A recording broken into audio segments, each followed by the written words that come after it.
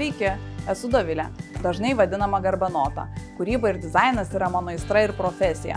Mano kūrybinis kelias prasidėjo nuo tapybos ir piešimo, o dabar aš savo meną perkeliu ant įvairiausių daiktų. Kūryba su tutučiu man buvo ne tik didžiulis iššūkis, bet ir didžiulė galimybė išbandyti save naujoje srityje. Unikalus raštas atsirado stebint ir tyrinėjant kasdienybės detalės. Visada ieškau naujų sprendimų, kad mano dizainai būtų inovatyvūs ir atitiktų šiuolaikinės tendencijas.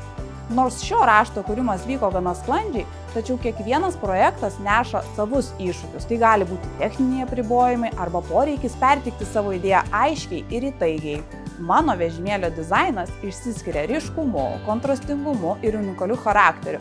Tai yra ne tik transporto priemonė, o ir meno kūrinys skirtas tiems, kurie nori išreikšti savo asmenybę per ryškius ir meniškus akcentus.